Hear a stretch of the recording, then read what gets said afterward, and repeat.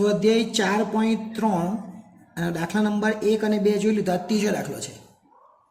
એક વેપારીના જુદા જુદા વર્ષના નફા આપેલા છે. એમાંથી 5 વર્ષની એકદમ સરળ દાખલો.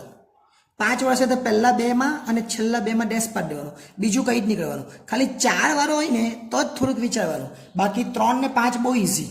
એમાં લીટી પણ છોડવાની જરૂર નથી. હું વર્ષ લખું છું અને બાજુમાં નફો લખું. પહેલા વર્ષ અને નફો છે એટલે નફો બી લખી દે, પણ આ એટલે ટી આપીએ અને પછી લખીએ નફો. નફાને વાય તરીકે લખીએ, બરાબર. ચલો, પહેલા 2007 છે, પછી 2008 છે, આમાં લીટી છોડવાની જરૂર જ નથી. 2009, 2010, જ્યારે 4 વર્ષ હોય ને તો એક એક લીટી છોડવાની અહીંયા, બરાબર. 2011, 2015 સુધી લખવાનું છે. 12, 13, 14 અને 15 બધું દેખાતું હશે, બરાબર ને? ઓકે. ટીની અંદર 1, 2, 3, 4, 5, 6, 7, 8, 9 પટી ગયું. હવે આ જે ઉપર આપેલા છે તે નફો લખી દે. 15, 14, 18, 20, 17, 24, 27, 25 અને 23. હવે આપણે 5 વર્ષીય ચલિત સરેરાશ શોધવાનો છે. એટલે લખવાનું એ 5 વર્ષીય ચલિત અને સરવાળો નીચે લખી દઉં. એટલે 5 વર્ષનો સરવાળો કરવાનો. 5 વર્ષનો સરવાળો કરવાનો એટલે પહેલા 2માં ડેશ પાડી દેવાનું અને છેલ્લા 2માં ડેશ પાડી દેવાનું. આવી ગઈ છે આપણી એપ્લિકેશન SS એજ્યુકેશન. આ એપ્લિકેશનને ઇન્સ્ટોલ કરો. હવે થશે એકાઉન્ટ અને સ્ટેટનો દર દૂર. મળશે સંપૂર્ણ પાયાથી શિક્ષણ. બધા જ પ્રશ્નો, બધા જ સ્વાધ્યાય અને બોર્ડમાં પૂછાયેલા દાખલાનો સમાવેશ. વધુ માહિતી માટે SS એજ્યુકેશન એપ્લિકેશનને વિઝિટ કરી શકો છો. કેવી રીતના તે 5નો સરવાળો કરવાનો. 1, 2, 3, 4 અને 5. આ 5નો સરવાળો કરવાનો અને લખવાનું વચ્ચે, એટલે આ બાજુથી 2 છોડો ને આ બાજુથી 2 છોડો. આ 18ના ખાનામાં લખવાનું, 18 વચ્ચે આવવા જોઈએ. જોજો કેવી રીતના થઈ.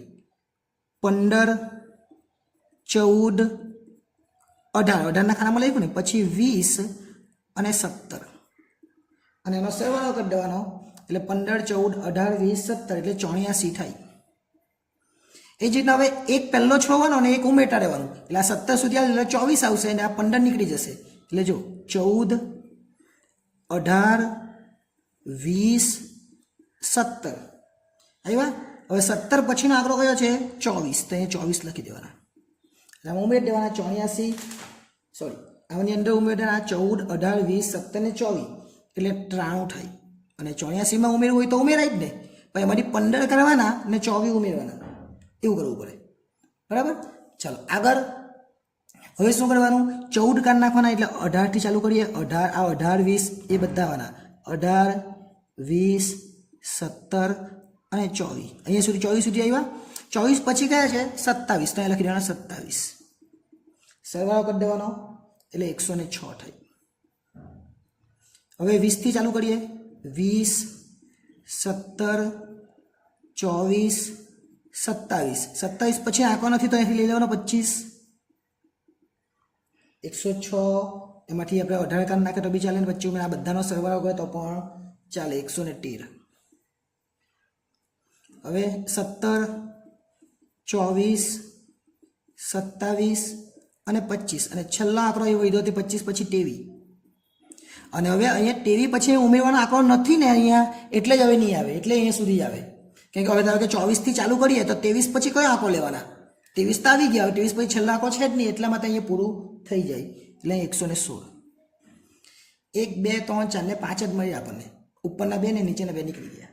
હવે શું કરવાનું? 5 વર્ષે ચલિત સરેરાશ એટલે એ લખવાનું 5 વર્ષીય ચલિત સરેરાશ અને લખવાનું વલણ, કેમ કે આપણે શોધવાનું વલણ છે, બરાબર. ચાલો હવે શું કરવાનું? આ પહેલા 2 તો ડેશ જ, એ જ રીતના છેલ્લા 2 બી ડેશ. આ 84 ભાગ્યા કેટલા કરવાના? કેમ કે આંકડા કેટલા લીધેલા આપણે? 5. પંચવર્ષીય એટલે 5 એટલે 84 ભાગ્યા 5 એ આપણો જવાબ એટલે 16.8. એ જ રીતના 93 ભાગ્યા 5 એ આપણો જવાબ એટલે 18.6. 106 ભાગ્યા 5 એટલે 21.2. 113 ભાગ્યા 5 એટલે 22.6 અને 116 ભાગ્યા 5 એટલે 23.2. બસ આટલું જ કરવાનું. એટલે આટલું કરે એટલે આપણને કેટલા માર્ક્સ મળી જાય? 5 માર્ક્સ મળી જાય. એટલે 3 ચલિતવાળો હોય કે પછી 5 ચલિતવાળો હોય, બહુ ઇઝી છે, એકદમ ઇઝી. 3 ની અંદર ઉપર એક લીટી ને નીચે એક લીટી છોડી દેવાની. જ્યારે 5 વાળો હોય તો ઉપર 2 લીટી અને નીચે 2 લીટી છોડી દેવાની. 4 વાળામાં પણ એવું જ છે, ઉપર 2 ને નીચે 2. પણ 4 ની અંદર થોડુંક અલગ છે, 2 વખત કરવું પડે છે, જેને આગળના દાખલામાં આપણે જોયેલું. અને જે નેક્સ્ટ જે ચોથો દાખલો છે એ પણ 4 વાળો જ છે, એટલે આપણે એ પણ સમજીશું, એટલે પ્રોબ્લેમ નહીં થાય. 2 નંબરનો દાખલો અને 4 નંબરનો દાખલો, આ બંને 4 ચલિતવાળો છે, એટલે શીખી લેજો. અને 1 નંબરનો 3 વાળો છે અને જે 3 નંબરનો છે એ 5 વાળો છે. એટલે 3 ને 5 વાળો એક જ આપેલો છે, જ્યારે 2 ને 4 જે છે એ 4 વાળો છે. એટલે હવે ચોથો દાખલો છે એ આપણે જોઈશું, એટલે એમાં પણ આપણે પ્રોબ્લેમ નહીં થાય. આભાર.